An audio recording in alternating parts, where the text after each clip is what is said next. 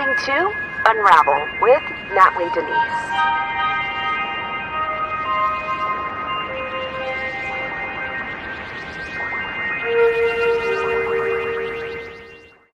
What's going on, guys? Welcome to Unravel. What's up, Ken? Thanks for always joining in.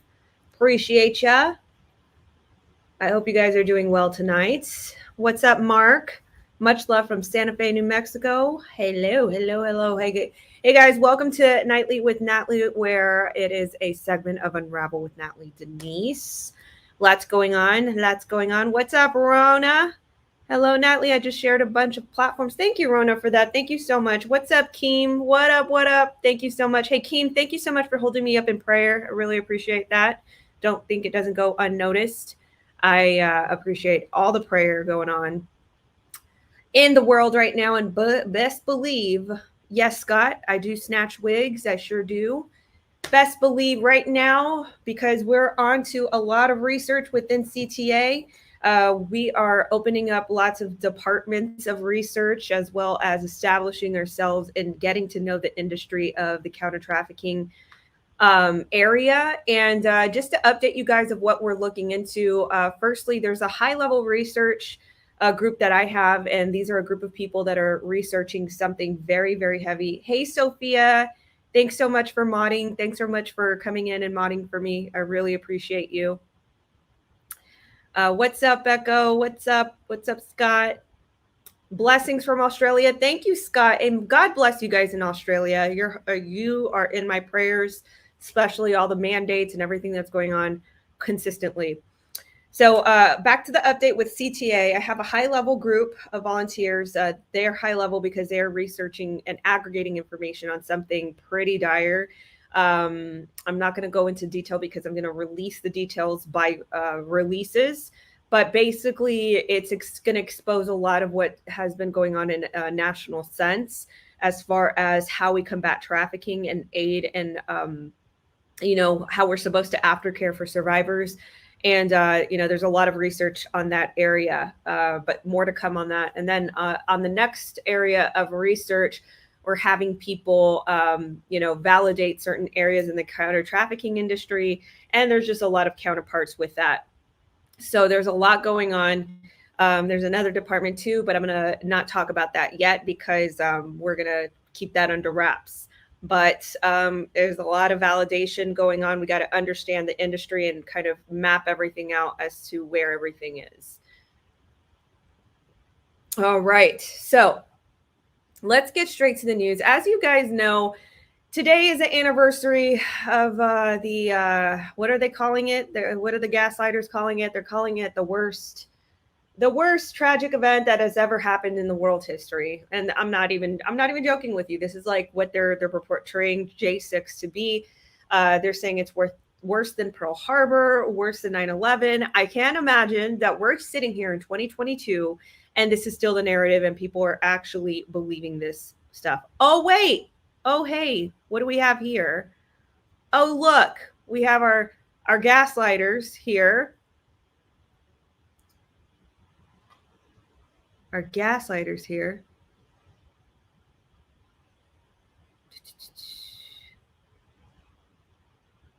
Just portraying this narrative. Let's take a listen as to what they have to say. The January 6, 2021 attack on the Capitol.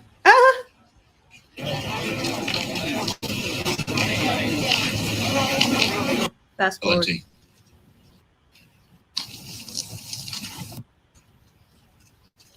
We come before you not in pride or arrogance, but we come before you in true humility. We come before you because we need your help.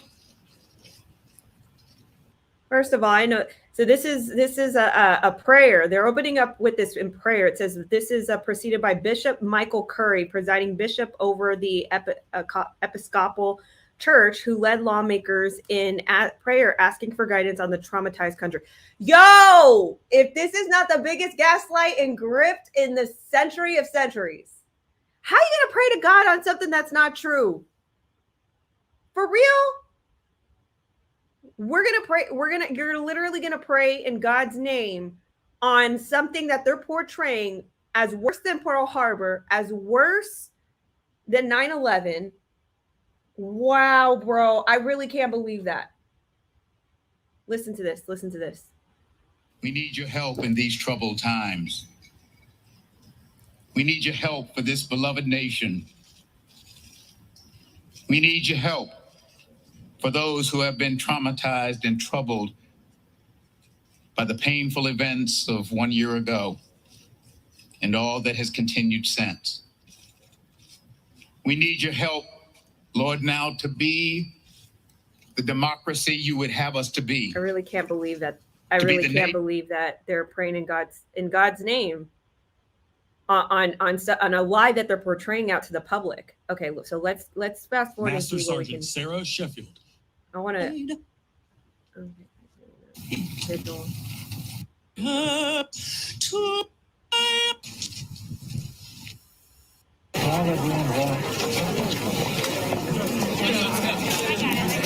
The biggest grift I've ever seen. The biggest grift I've ever seen. The biggest. So they're going to have a candlelight. Look at this candlelight vigil. People in masks standing close to. They're not even 6 feet apart. Democracy is under attack. Look at all these people.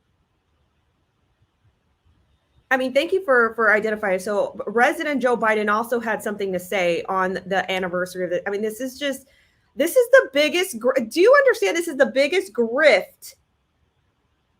The biggest grift we have ever seen in our lives. Listen to this. Right, the next chapter in American history, where January 6th marks not the end of democracy, but the beginning of a renaissance of liberty and fair play. I did not seek this fight brought to this Capitol 1 year ago today, but I will not shrink from it either. I will stand in this breach. I will defend this nation. And I will allow no one to place a dagger at the throat of democracy. We will make sure the will of the people is heard, that the ballot prevails, not violence, that authority in this nation will always be peacefully transferred. I believe the power of the presidency and the purpose is to unite this nation, Dude, not divide it. Get the hell out of here, dude. Come on, Biden. So, as you guys see, they're grifting the biggest grift ever in front of our faces with candlelights, with prayer. You know, all we know from what I know, Ashley Babbitt is like the person, right? And we still don't have answers in regards to that. Ashley Babbitt is like the person, and yet we still don't know exactly what the heck happened. But this is what they want to portray, that this was the deadliest attack since 9/11. My gosh. Okay, so let's move on. So we already know who's going to grift, right? We already know who is going to really, who's really going to exploit this situation. You know, these are most of them who follow the mainstream narrative anyway. But someone who is very surprising that also is part of the problem is Ted Cruz. I am so unfortunately devastated to report this, that Ted Cruz went along with the narrative. Ted Cruz admits his comment calling the J6 a violent terrorist attack was a dumb and sloppy as he clashes with Tucker Carlson. Fox News host says he doesn't believe him because the senator doesn't use a single word by accident. So if you guys don't know, Ted Cruz actually went on record to say that this was, in fact, one of the most violent terrorist attacks. My wig was snatched. My wig was snatched listening to this. Listen to this. Solemn anniversary this week. And it is an anniversary of a violent terrorist attack on the Capitol, where we saw the men and women of law enforcement demonstrate incredible courage, incredible bravery, risk their lives to defend the men and women who serve in this Capitol. We are grateful for that courage. We appreciate the selfless sacrifice of the men and women who keep us safe. Thank you very much. Who paid Ted Cruz to say those words? So Ted Cruz is now joining in on this narrative when he himself has had open questions about J6. Carlson responded by saying, I guess I just don't believe you. And I mean that with respect, because I have such respect for your acuity and precision. You have sat there for a year and watched people use language to distort the events of that day. I was focusing on what I normally say is violence is wrong, peaceful protest is right. If you engage in violence, you should be prosecuted. If you're speaking, you have a right to speak.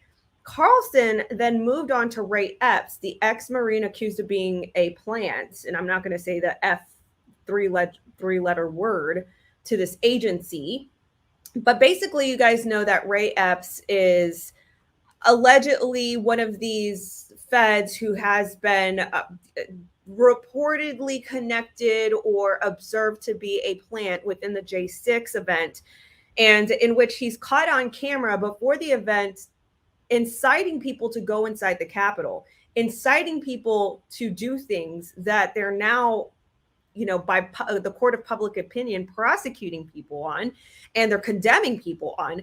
This guy was one of the people who actually agitated people to do it. But yet we still don't have answers. Like I said, so there's still a lot of unanswered things, the pipe bombs that were placed around the Capitol. Around the Capitol area, around Washington, D.C. But of course, that's not going to be at the height of their concern, because I have a feeling that they had something to do with that.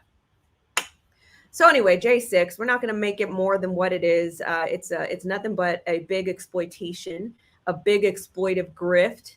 The only person, from what I know, that died in result of J6 was Ashley Babbitt, in which they had a hard time releasing that identity for whoever shot her. And then the police officer who died under weird circumstances, who we still don't have answers about that either. And then another officer who allegedly committed suicide, who like a time after this.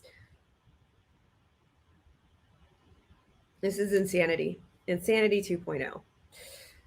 All right, let's switch gears to Chicago. So classes for Chicago's 350,000 children are canceled again, and remote learning may not start until Monday. Teachers say they won't return until kids are forced to take COCO tests, even if the parents don't give consent. This is quite big. If you guys are from Chicago, please let me know. Let me read your comments really quick. What are you guys saying? What do we know about Ashley Babbitt? Exactly. Even that's questionable. I have to admit that. The only uniting that Biden does is let's go Brandon. That's all. This is all a sham, a movie, a simulation. That's right, Crypto Cromer. Keem says, wow. Yeah, I was surprised too. Talk about being played like the juror that is going to get the Maxwell trial tossed out. Well, actually, let's talk about that a little bit. He claims that they didn't ask him that question about child sexual exploitation experiences. So he says that if they would have, who is this? What Ken is talking about is so Ghislaine Maxwell, the trial. Oh, why did this disappear? Cheese and crackers. The Ghislaine Maxwell trial. So there is a controversy right now going on because the defense lawyers of Ghislaine Maxwell are trying to get the conviction overturned for Ghislaine Maxwell, because they're stating a lot of different reasons. But one of the reasons was one of the jurors was actually sexually molested when he was a child, and he was allowed to be a juror. Now, the thing is, apparently that should have struck him out as when they performed jury deliberations. But now that juror has actually gone to other news outlets, which to me, I probably wouldn't do to preserve the conviction. But, if you're allowed to do that. But apparently this juror is saying, hey, if they would have asked me that question, I would have answered it honestly. But apparently they didn't ask the question, but we don't know this yet. So I don't know. They're going to try to do some sort of mistrial, try to get this tossed out somehow. I don't know what the prospects of this looks like. Now I'm just being honest with you. All right, back to the Chicago story. Chicago public schools remained closed on Thursday. This is coming from the Daily Mail. And lessons may not resume for its 350,000 students until Monday after the teachers union and city failed to come to an agreement on additional COCO policies. Thursday marked the second day of what the city and public school officials called an illegal strike by the Chicago Teachers Union, which announced at 11 p.m. on Tuesday its members would refuse in-person learning until the district implements its demands. The CTU, led by socialist Jessie Sharkey, wants an opt-out COCO testing regime that would see pupils tested without parental consent. Okay, that is not up to you. That is up to the parent. The heck? How dare you? The audacity. We want to test your kids without your permission. Excuse me. So what's going to be next? You want to poke them in the arm without our permission too? I'm not a parent, but I'm just saying, like, if I were a parent. Mayor Lightfoot hit out the proposal late last night. You're not going to be in the world where we do quasi-medical procedure on little children without their parents' affirmative written consent. Oh, okay. Well, that's surprising. We're not going to flip the switch and take from parents the ability to determine for their own family whether or not there's going to be testing. Okay. Well, at least we can agree with that, Lightfoot. There's a lot I don't agree with, but I agree with that. The CTU is demanding that the city and Chicago public schools ask students to provide a negative COCO test in order to come back to in-person classes, and schools go remote if 20% of their staff are in isolation or in quarantine. Lightfoot has refused those demands and had collectively go further than rules imposed in New York City and Los Angeles school districts where schools are open. Just 400 positive COCO cases were reported Tuesday morning, with about 70% of students and 30% of staff. About 91% of Chicago teachers are fully poked in the arm, and half of the students are age 12 or older. Chicago Public Schools CEO Pedro Martinez says that he had no choice but to cancel schools on Thursday and called it a losing day for teachers and parents. He says, me, it's a day of mourning. Oh, gosh, dude, get out of here with that. Another grift. For me, it's a day of mourning, he says. He's so dramatic. I'm sad for how a district we are responding to parents because parents are losing in its process. The CTU has vowed to work remotely from Wednesday to January 18th unless a safety agreement with CPS is reached or an Omicron-filled COCO surge. I forgot to call that the Optimus Prime variant. COCO surge subsides. Martinez and Chicago Mayor Lori Lightfoot have said they would not give in to the demands made by CTU, which is among the most radical in the nation. Lightfoot and the school leaders assured that parents and teachers at schools have been thoroughly cleaned and disinfected.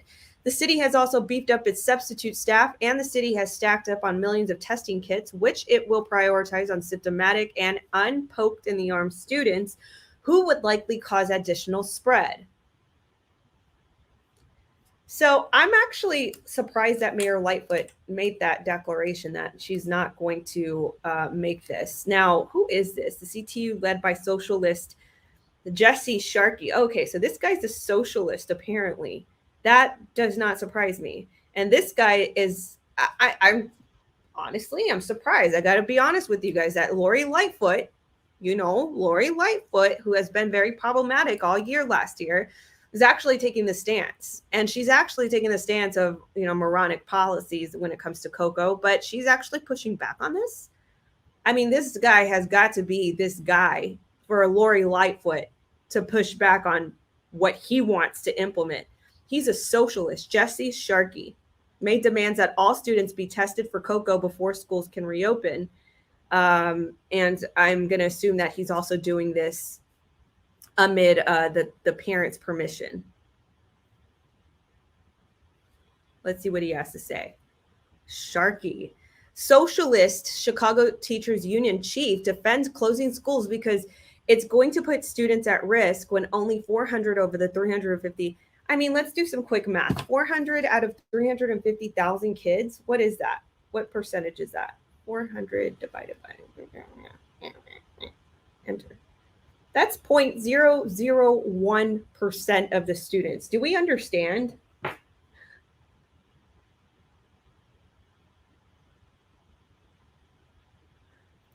0.001 of these students, 400 out of 350,000 students, that's 0.001 of the population that have tested positive. But he says it's going to put students at risk, this 0.01. I'm just going to read the whole synopsis of this so I don't have to go through everything. This Chicago Teachers Union voted to switch to remote learning on Wednesday. The decision was announced at 11 p.m. on Tuesday, leaving parents scrambling. CTU President Jesse Sharkey, who is a socialist, defended the controversial decision, claiming going in put students and staff at risk and that the union doesn't trust the city. Sharkey is a longtime labor organizer and was a member of the International Socialist Organization before the group dissolved over internal scandals. Just over 400 positive cocoa cases were reported after classes returned on Monday, which I'm going to remind you is only 0.001% of the student body. Mayor Lori Lightfoot had slammed the decision and threatened that teachers who didn't appear in person would be placed on leave without pay. Public Health Commissioner Dr. Allison Alworthy insisted cocoa is now behaving like the flu. Wow. I'm actually surprised at this. Now they're saying that Chicago, I mean, look and listen, let's be fair. If these people are saying that it's behaving like the flu, or for those who are fully, poked in the arm, I mean, we can come to an agreement here. Public Health Commissioner Dr. Allison Alworthy insisted that cocoa is now behaving like the flu. I mean, the only thing that I have to say about that is that it's always been that way. But you know what? If you guys if you are realizing this right now, I mean, I'll take it. Parents have taken the social media to express their frustration with the union's last-minute decision and the negative impacts of remote learning. I mean, yeah, look, here's the thing too, like,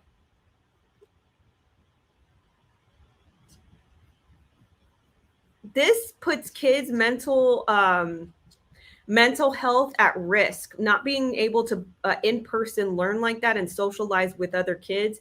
This is a problem, as well as teachers need to have the ability to see children in their classes, because, there's other factors. The teachers are big catalysts in fighting for children and their safety if there's anything going on at home. So there's other reasons, mental reasons, social reasons that children should be in-person learning, but also that there are other factors that can be assessed from looking at their student body consistently. And I'm talking about their classrooms, their classes, looking at the students consistently and being able to assess whether or not something is going on, at home. So I know that's another factor and it's not really talked about, but it is very important. So anyway, this is a socialist. He's saying no, nothing more to say about that. It's just very strange, just very strange. All right, I've got this is a lighter note before we get into the heavy stuff tonight. But apparently, and I know this is so petty, I'm not going to spend too much time about this, but this is hilarious. I saw this and I had to just, it's just it's just a comedic, I guess, break to all this stuff. But apparently, one of the most astounding things I've seen, Sesame Street episode that shows Elmo unraveling over feud with a pet rock, leaves viewers in stitches, prompting the Muppet to release an official statement about the following. You guys, I saw this, I was like, no, I'm not going to report this on my podcast. But then I thought, it's my podcast, and why not report this? Oh gosh, look. Okay, so listen to this video. Apparently, this is an earlier episode of Sesame Street. Elmo's longstanding feud with Zoe's pet rock Rocco on Sesame Street has the internet in stitches after a resurfaced video of him flipping out over an inanimate object went viral, prompting him to release a statement.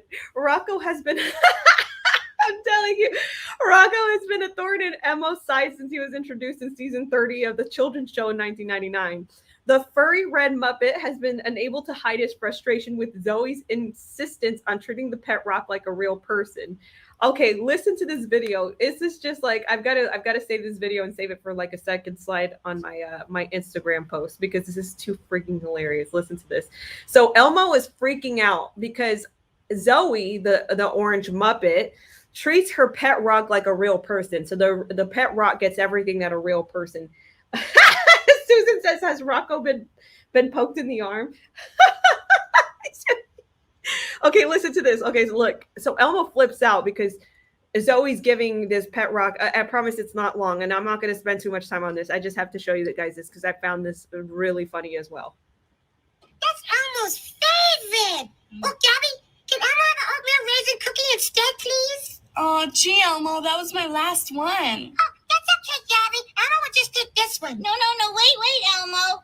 Rocco says that he wants the oatmeal raisin cookie.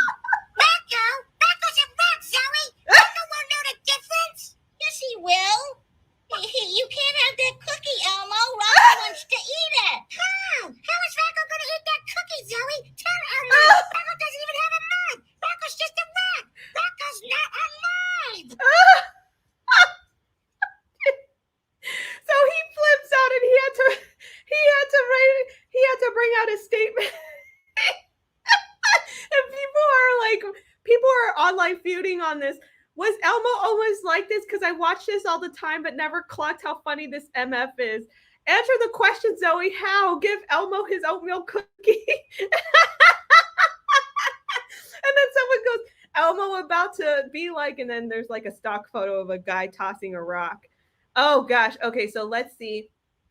Oh my gosh. So there's more to it. But like I said, I'm not going to spend too much time. I just want to get to the statement that Elmo had. So Elmo had to say about this, don't worry, everybody. Elmo and Zoe practice sharing, and they're still best buds ever. Elmo loves you, Zoe. Ha, ha, ha. Elmo doesn't want to talk about Rocco. Has anybody ever seen a rock eat a cookie? Elmo is just curious. Oh, gosh. Okay, so that was it. I know that wasn't long. I didn't want to spend too much time, but I thought this article was hilarious because it was just devoted to Rocco being the feud. And Elmo is based. Says the only Warrenly, Elmo is based. He sure is. Oh gosh, it is important. Okay, so let's transition this. We're going to transition this to the Daily TrafficK, where I bring you the latest in human and sex trafficking news. This is a more serious tone, as you guys know. This is the part of my podcast where I devote to human trafficking news, and we have quite a bit of news to cover. All right, starting with this, coming from 𝑘𝑠ham.com. A woman is charged after allegedly asking a 5-year-old to take nude photos of her. Interesting. Habersham County investigators charged a Gainesville woman with sexual exploitation of children for allegedly asking a 5-year-old to take nude photos of her. Sheriff's investigators say the accused Peggy Sue Mize, I can't even take this name very seriously, but this is what it says. Peggy Sue Mize, age 57, wanted the photos to send to someone. The alleged incident happened at a residence in Clarksville sometime between October 1st, 2020 and January 15, 2021, according to the arrest warrant. It came to light this past December after the child told a counselor about it. According to the incident report, the child who related to Mize was also the counselor Mize had sex with a man. I'm sorry, according to the incident report, the child who is related to Mize also told the counselor Mize had sex with a man in front of him, that she allegedly gave the child drugs, alcohol, and cigarettes to keep quiet. As 5-year-old deputies, what was wrong with these people, yo? Deputies arrested Mize on January 4th and booked her into the Habersham County Detention Center. I feel like I read something coming out of the Twilight Zone. This is a 5-year-old. That's insanity. So I think from what I understand from this story, that this woman asked this 5-year-old, I'm going to assume that this was a 5-year-old boy, to take pictures of this 57-year-old lady in the nude, and then gave him cigarettes, alcohol, and to be quiet about this. Like, what the hell is going on here? Okay, let's pivot on. So you guys remember Jared from Subway, and he was actually convicted as a pedophile. It wasn't too recently, but it was in recent time, at least in the recent years. Jared Fogle speaks out for the first time from prison. I royally screwed up, he says. The jailed pedophile and former face of Subway penned a letter from prison that cited an inspirational quote from the Shawshank Redemption and detailed his workout routine. I royally screwed up to wind up where I am, the father of two wrote in a handwritten letter dated November 7, 2021, and exclusively obtained by the Post. I was selfish and entitled. Fogle, who prosecutors said had some 400 child porn videos in his possession, pleaded guilty in August of 2015. Oh, okay. It actually is quite a while ago. To a child pornography charge and paying for sex with an underage girl after traveling from Indiana to New York City. He was ordered to pay $1.5 million in restitution to 14 victims.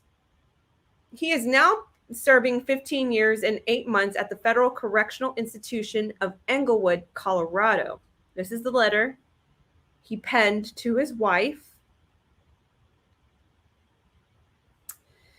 Fogle, now 44, was lambasted in 2015 with a Post cover that infamously declared, "Enjoy a foot long in jail." This is the first time he has spoken out in Life Behind Bars. He wrote that he is inspired from a line from the *Shawshank Redemption*, which, by the way, I think that movie was based on like an innocent man who had to serve a jail sentence. I mean, this is not the same thing. Quoted, something like, you can either get busy living or get busy dying when you are sent to prison. I've done everything I can to get busy living and making the most out of this unwanted experience. Former Assistant U.S. Attorney Stephen DeBrada, one of the prosecutors in Fogle's trial, told the Post that Fogle's unwanted experience was not caused by a single mistake or a bad decision. It was a result of long-standing and persistent pattern of criminal behavior. This case will always be about Fogle's victims, not the prior successes in life. His latest characterization of his actions or his present situation, added DeBrada, who served 30 years as his federal prosecutor and is now vice president and chief counsel of the National White Collar Crime Center. Fogle, who wrote that he thinks that all the people I've let down every single day, especially my family, has a son and a daughter, now 11 and 9. With his second wife, Kathleen McLaughlin, after he was busted on the sex charges, he announced that he was seeking a divorce, which was finalized 3 months later. The former Subway spokesperson came to fame in 1999 when they claimed he had defeated obesity by exercising and slashing his daily calorie intake from 2,000 to 2,000 from 10,000 calories in a lunch that was a chain 6-inch turkey sub, a bag of baked potato chips, and a Diet Coke for dinner. So continued on. It just goes into his weight journey, which I am not interested in at all. So let me just read out some of his letter. Thank you for taking the time to reach out and write me. At this time, I am not doing any interviews. To answer a couple of your questions, whoever I posted that I was taking culinary arts is wrong. I have not. Cocoa Protocols was taking culinary arts is wrong. I have not. The part 2 years, I have limited the programming being offered at the FCI. In response to the rigorous fitness regime, that is true. I run 4 to 5 miles every day. I am the most healthy I have ever been. We don't have a lot of control over our daily lives in prison. Well, good. But working out is one of the things I can control. I currently weigh, okay, I don't care. Let's get to the important part. I realized I royally screwed up to wind up where I am. I was selfish and entitled. I think about all the people I've let down every single day, especially my family. All I can do is learn from my stupid mistakes to be a better man when I get released in a few years. I very much look forward to restarting my life and enjoying every moment with my family, and I have stood by and supported me. I'm lucky to have them.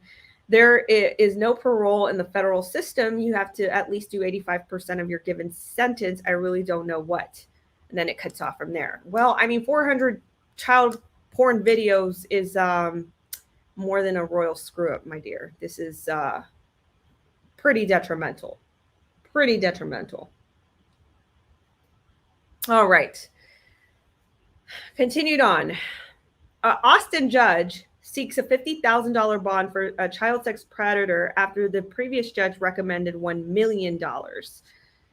This is how this happens. A homeless convicted sexual predator arrested in Austin, Texas, for felony sexual assault of a child has his bond set at $50,000 by a magistrate judge in late December, despite a previous judge having earlier recommended a $1 million bond. This is coming from foxnews.com.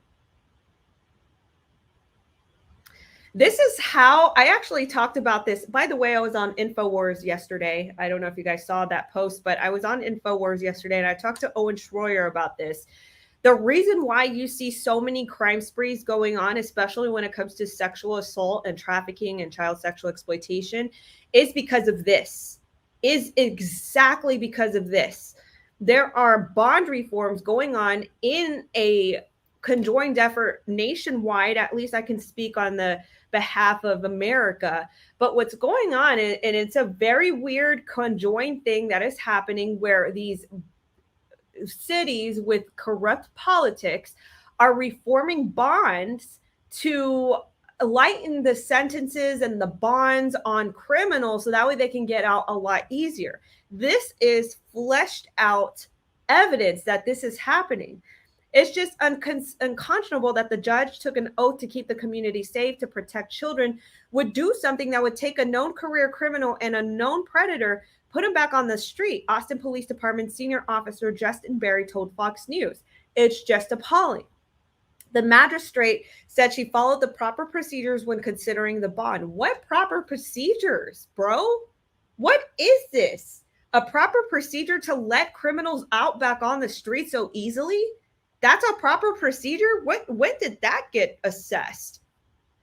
Austin Police dispatched a December 27 criminal trespass call where they reported witness Ronald Martin Jr., a convicted sex offender, performing oral sex on what appears to be a young juvenile male, an affidavit reviewed by Fox News stated. Police booked Martin on December 28th in Travis County Jail on an open warrant for failure to register as a sex offender, while they continue to investigate on a new allegation that Martin, who is listed as a lifetime high-risk sexual offender by the Texas Department of Public Safety, has previous convictions for multiple child sex crime convictions, including at least one with a 7-year-old boy, according to the Texas Department of Public Safety. So this is where I'm going to go in on this. There are repeated offenders out on the street, and they're being rewarded by this. This is a reward. This is not a recommendation. This is a reward to repeat sexual offenders, to repeat people who go out and exploit children. This is a reward for them. And for any judge or public official that reforms bonds to allow for this to happen again, they need to be put in cuffs, to be honest with you, because this is criminal. To allow people back on the streets and to recycle them and to allow them to do this over and over and over and over again is beyond me. Why we don't have extra eyes watching things like this is beyond me. But people in public office, people who have very noble and prestige positions, are doing this in our local government, and we are, I don't know what we have to do. We have to get in the meetings. We have to put eyes on this. But this is absolutely preposterous.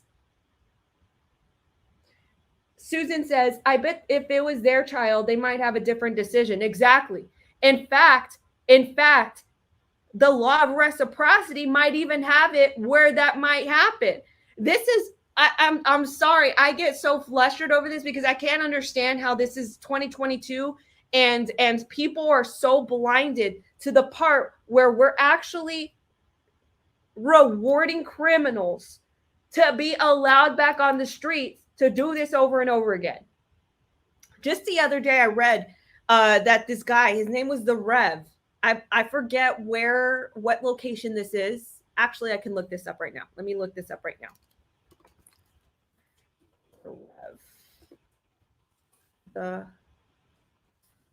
The Rev. This pimp by the Rev, the name the Rev, he actually was caught doing this. The Rev, sex trafficking. I want to prove this point. I'm really hot on this point. I'm real hard on this point, so I'm not going to let this go. This is why I'm bringing up this other story. Wanted man known as the Rev and 4 others locked up on human trafficking and rape and more. This was just reported the other day.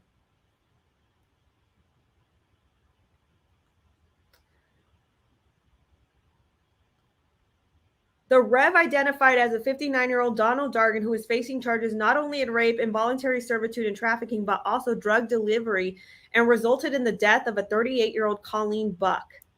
There was something about a stage 3, Control F, stage 3.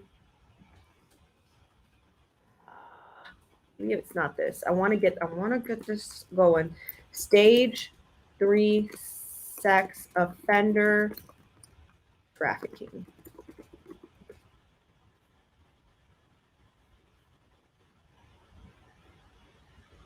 Here we go. Maybe it was stage 3. Control stage 3. Okay, I'm not going to spend too much time searching for this, but I swear there was a story just a few days ago where there was a stage 3 offender. This was like one of the highest degrees of being a sex offender who is out on the streets doing this again. That was my point. That was why I wanted to pull up the story. I'll try to look for it again, but I'm so this just like aggravates me that these officials are doing this. Okay, let me continue on with the story. I'm sorry that I'm getting so worked up. Police later identified the juvenile in the alleged December assault as a 14-year-old from Kentucky. He said that he met Martin on Instagram, where they went to the aliases of Jaden and Kevin, according to an interview with police. The boy told investigators that Martin asked him to send pictures of his penis via Instagram and Telegram app and text message. The boy told police that Martin traveled to a church near his home where he picked the boy up and paid for 2 Greyhound bus tickets to Austin. The boy reported that Martin anally and orally sexually assaulted him. Following the interviews with Martin and the boy, Austin Municipal Court Judge Patrick McNeil signed a warrant for Martin's arrest December 29th for second-degree felony sexual assault of a child. McNeilis also signed a recommended bond of $1 million, citing in part that the defendant is currently in custody for failure to register as a sex offender. This is the correct procedure. This was the correct procedure. Why was he not? Why was he out? Why do we not put warrants out for people like this? You didn't register as a sex offender. You need a warrant out for your arrest. Excuse me, and we need to drag them in by their ear. You need to register as a sex offender. So this was at least like one of the most corrective actions to set a $1 million bail. But the next day, Martin appeared for a bond hearing before Judge Christine Harris Schultz, who signed off on a $50,000 surety bond for Martin, which meant he could walk free if he posted just 10% of the bond for about $5,000. Look at this.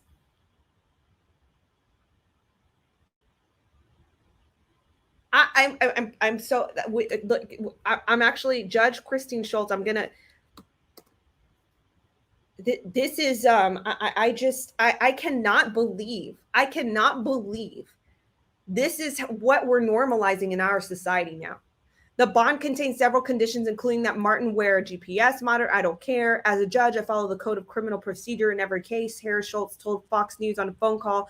And in determining the amount and conditions of the bail, consider the financial resources and their ability to make bail and the safety of the community and the alleged victim as well. How the hell are you trying to ensure the safety of the community and the victim when you're putting out a bond at $50,000 for a sex offender that never, ever registered in the first place?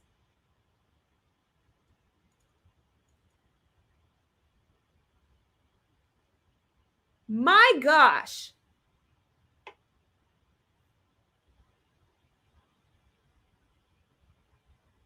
Barry told Fox News, one of the officers I talked to involved in the case is deeply hurt. They spent a lot of time with the victim in the case and they feel hopeless. It's these judges, yo. It's these judges.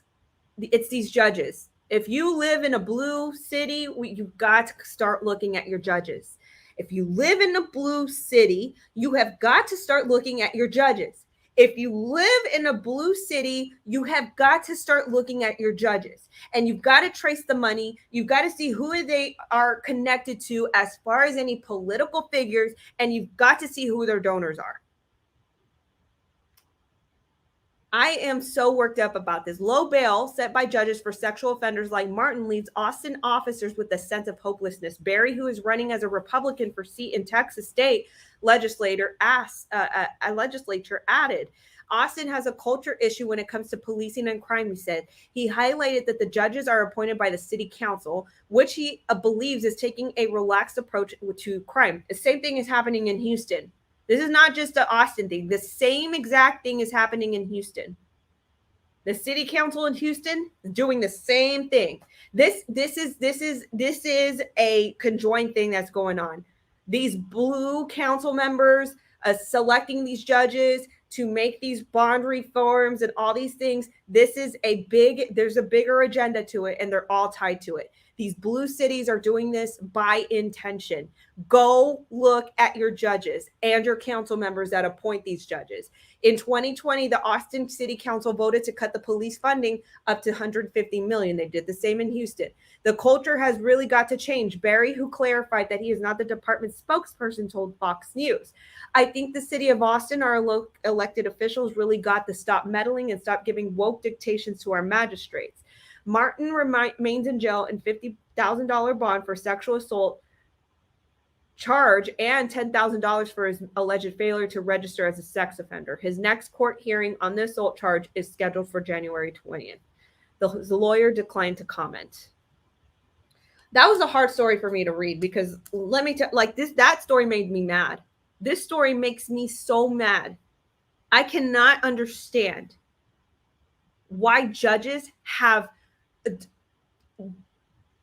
regressed their moral obligation and moral duties and their morals in general to do this, to actually allow sex offenders back onto the street and do this over and over again.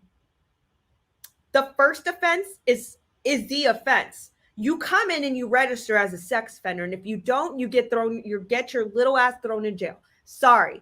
That's the rule. That's what should happen. Not stage 1, 2, and 3 offender out on the streets. What is that? Oh.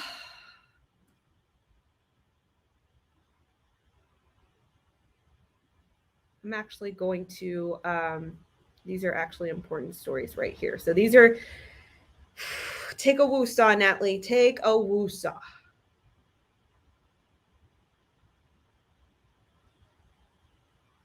All right. So there's a new law that adds Texas DPS number to human trafficking signs in salons and massage parlors, which is good. And I'm actually for going out for more the local numbers than the national human trafficking hotlines. You guys will know a little bit more later, but I can see how this can help. But it depends on whether there are resources available for this. So saying that the Texas DPS should have enough resources to service this type of call. So let's take a look at this.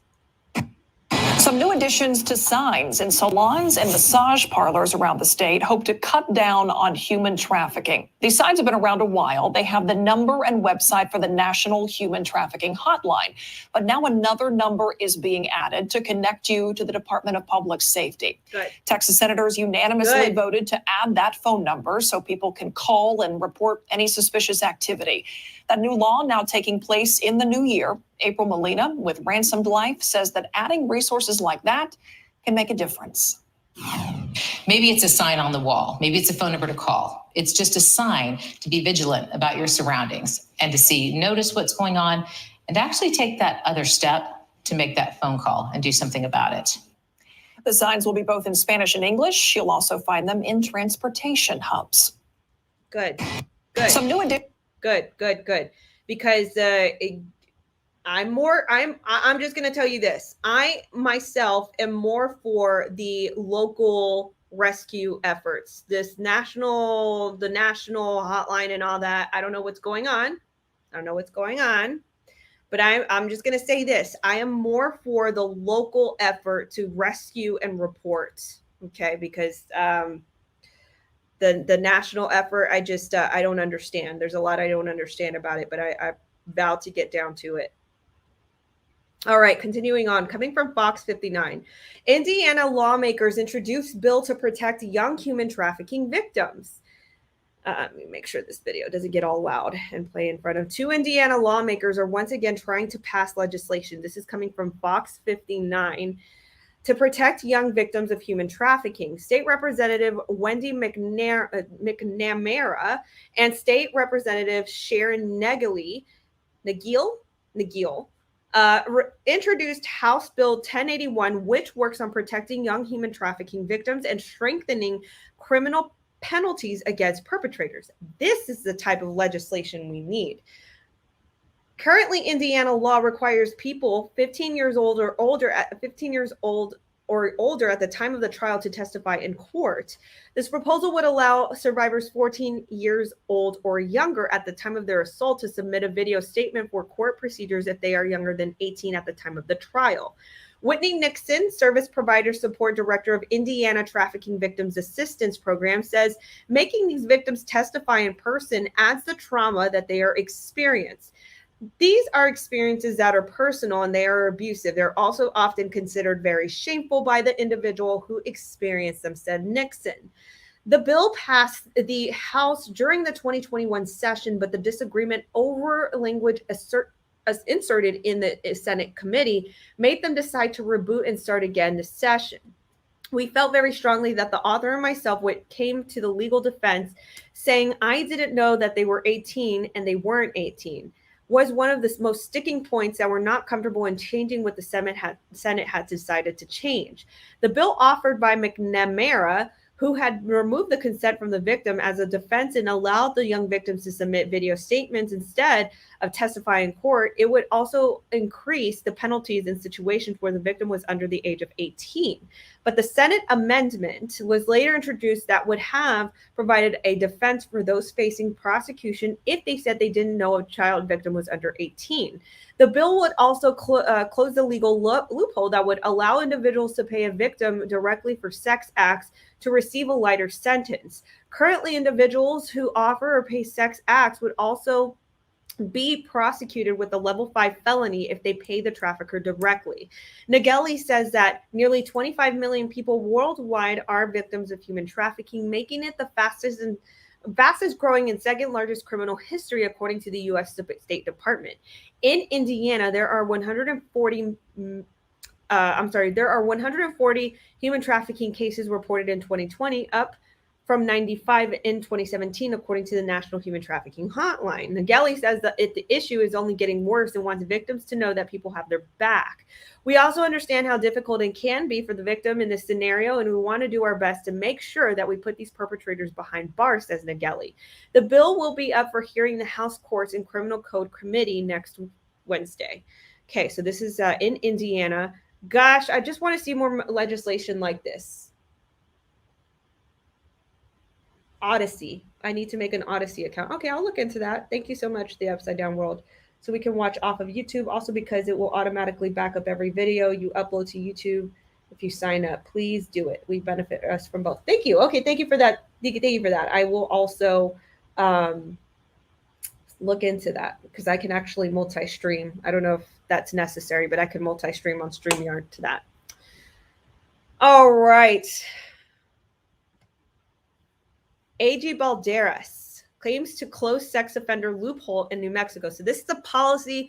This is the change that I am looking for in different legislators. So we went from Indiana, looks like they're making positive changes, and now we're here in New Mexico. So New Mexico says 𝘱𝘬𝘵 Balderas claims to close the sex offender loophole in New Mexico.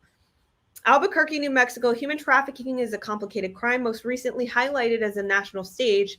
Ghislaine Maxwell, as you guys know, there was some setting of New Mexico in the trials or a ranch, and that case is helping to highlight flaws in New Mexico's system. Attorney General Hector Balderas wrote to the governor Thursday saying that the state's laws allowed Epstein to prey on victims in New Mexico. Balderas said that now the time is to close the loopholes. He said that the way to do that is through the state legislature this session. He said just because someone is convicted of trafficking charge somewhere else doesn't mean that they automatically have to register as a sex offender here in New Mexico. That's a problem.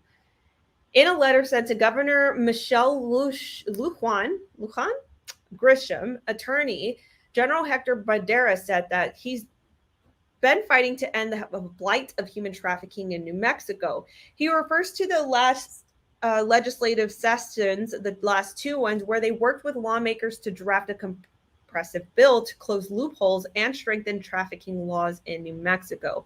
That's a horrible black eye that we have. Trafficking criminals convicted in other states where certain crimes don't require them to report in the Department of Public Safety, said Attorney General 𝘱𝘫𝘬𝘪𝘀. That has to change. He said that Jeffrey Epstein case is a prime example after he was convicted on trafficking prostitution charges in Florida years back. He was able to come to New Mexico without having to register in the database. New Mexico did not require this conviction to be registered as a sex offender. That law needs to change. I do think that with recent conviction in the Epstein case, the legislature will be more open to that, said 𝘱𝘫𝘬𝘪𝘀. The legislation filed in 2021 session would have addressed that, requiring information for criminals convicted of human trafficking and other further refined required restitution for victims, which is also very important.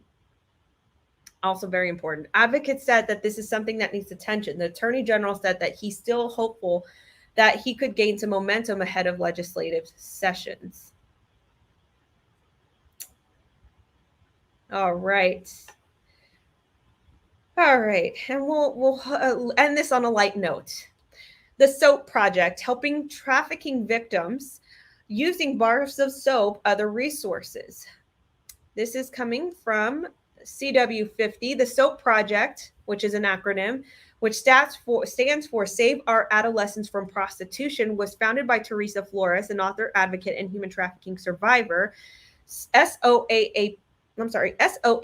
partners and local organizations distribute millions of bars of soap wrapped with a red label printed with the National Human Trafficking Hotline number.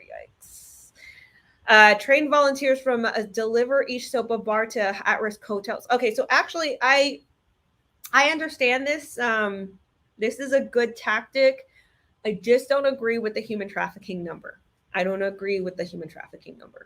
But what they're doing is they're actually delivering these soaps to hotels, hoping that trafficking victims will call in. And there's good merit in the exercise of this. It's just the human trafficking number. I'm sorry, I said that this is going to end on a light note, but I just don't. I have to be honest with you. I don't trust the human trafficking number, but yeah. I apologize. I thought that was going to end on a light note, but yeah, this is what they're doing. It is a good effort. I just think that I'm more for the local sources on calling for help on these types of things. So anyway, that was very loaded, guys. That was a very loaded broadcast tonight. And I told you there was a lot of trafficking news. I always try to bring you the latest in human trafficking news because it's important. A lot of people are not talking about it, but things are happening day by day. So the moral of the story tonight, or this morning, if you're listening to me as a morning show, is you got to look into your judges. If you live in a blue city where you got corrupt politicians, you've got to look at your council members, and you got to go look at their selection process in selecting these judges, because this is a problem. And these judges are making it more easy. Some of these judges, I'm not going to generalize it to all, but some of these judges are making it more easy for these predators to get back on the street and commit these crimes over and over again. And this has got to change. So with that being said, I hope you guys enjoyed tonight. Thank you so much for tuning in to this. Hey, if you guys are interested in becoming a mod like Sophia, helping me with the comment moderation and combating trolls on the comments, please, after, let me see, what can we do? I'm actually going to make a post on this channel.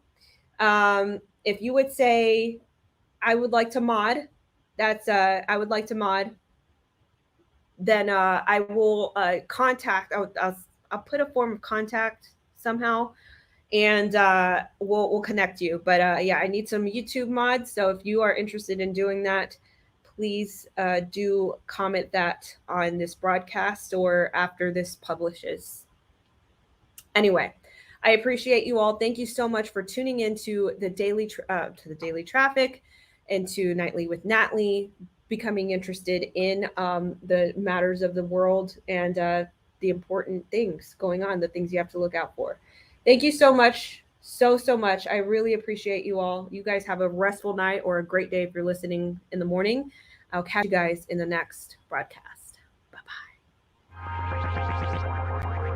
Thank you so much for tuning into Unravel with Natly Denise. Please give this podcast 5 stars.